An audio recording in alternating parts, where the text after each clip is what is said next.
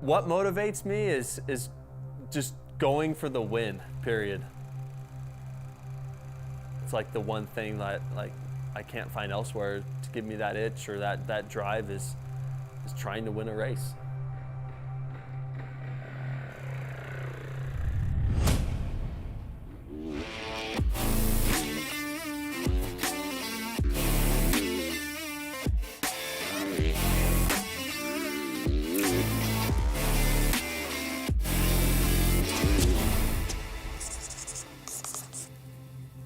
I'm Eli Tomac, and I'm from Cortez, Colorado.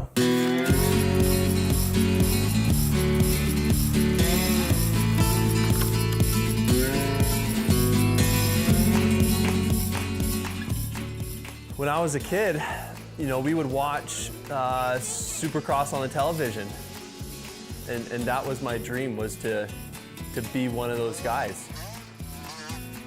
Pretty crazy to be living that dream.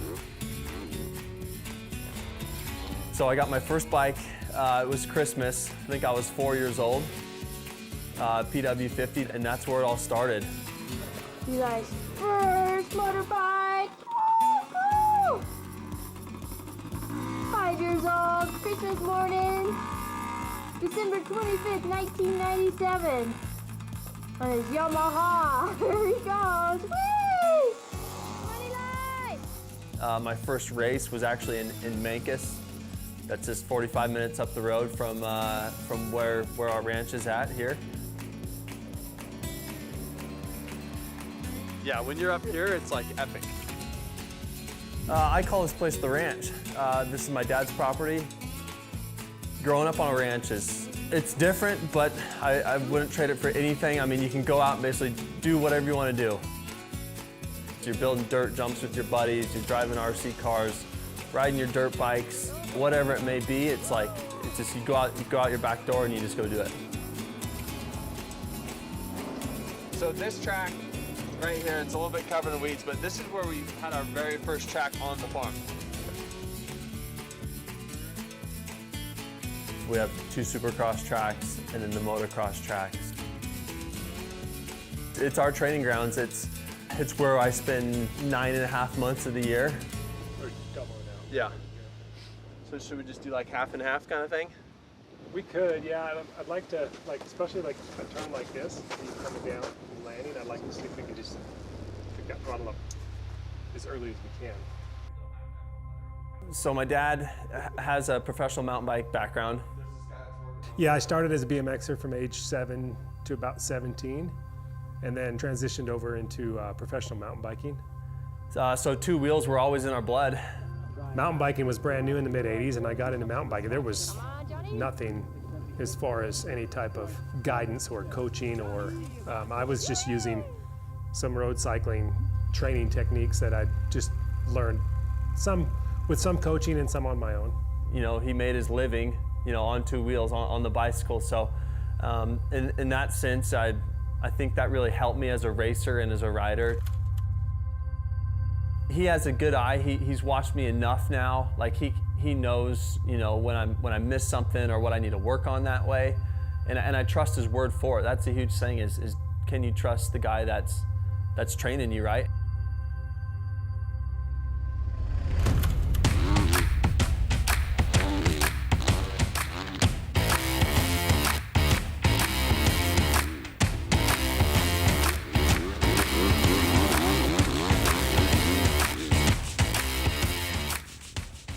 My role with Eli's career right now, and it always really has been, is really just guiding him.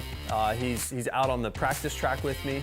My background, a lot of times I did a lot of my training on my own, so I preferred to be a little more private with my training, and then I kind of carried that over to Eli, and it was a little bit old school in that the guys kind of used to be that way.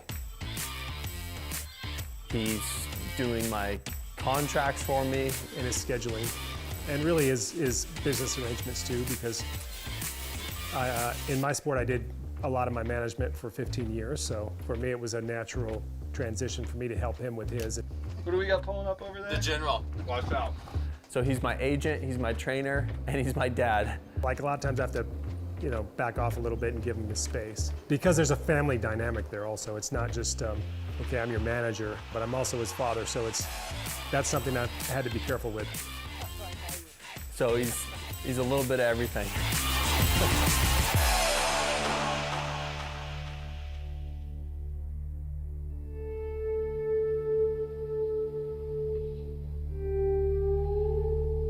I always felt like because I was an athlete for 15 years, I had a perspective of, okay, how hard is this on you, like completely on you, like mentally, physically, everything.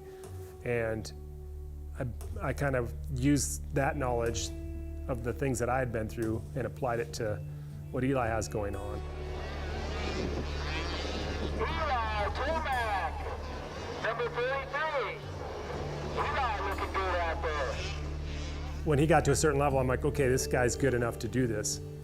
We're gonna lay it out. And then it's up to them, really, you know.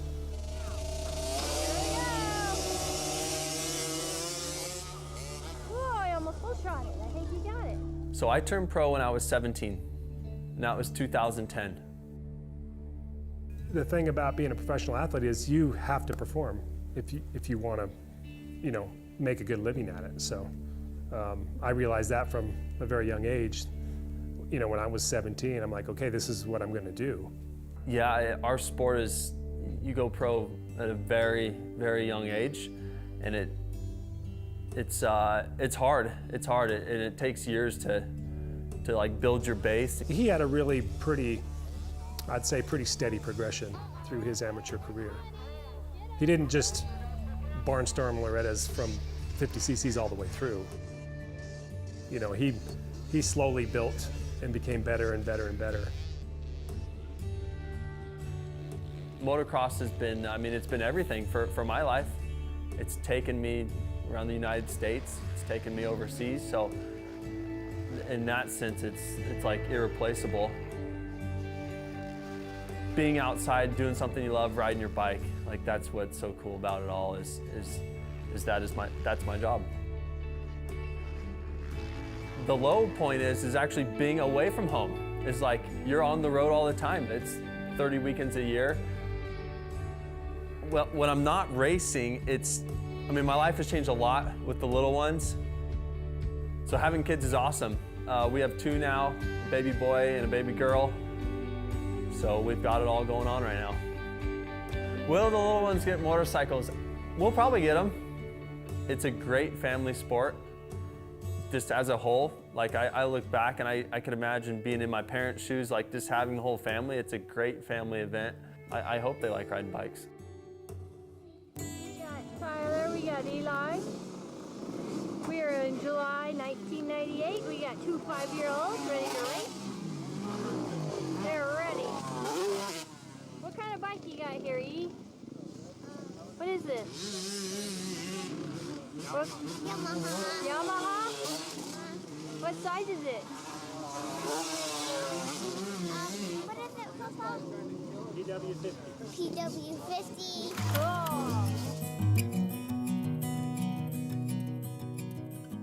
The 2022 season's, it's gonna be a whole new look for Eli. I've got a new motorcycle. I'm on a Yamaha now, so that's a big deal for us.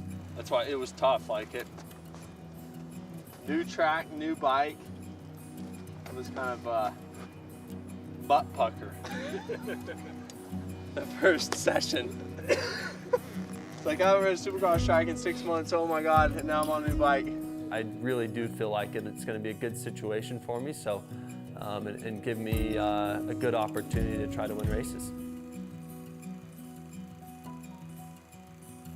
So next season will be my 12th season of racing.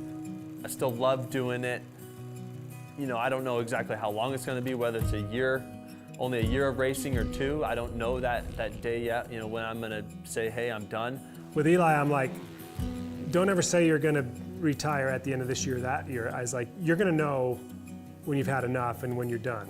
And I'm like, when your motivation is gone to race and to win, then you know that the time is getting close. One thing I have told myself is, as long as I can win a race and be like in the hunt for that win, you know, or be battling for the lead. But the day I lose that, I feel like, hey, maybe now it's time to let it go, you know? So for goals, I'm really close to like checking all the goals off, but the problem with like racing is that you get just addicted to like going after the checkered flag and winning. So that's kind of like a never-ending thing you want as a racer. So big picture-wise, I've kind of checked everything off the box, but the chase of winning races never really goes away. So that's why I'm still here and why I still like to do it.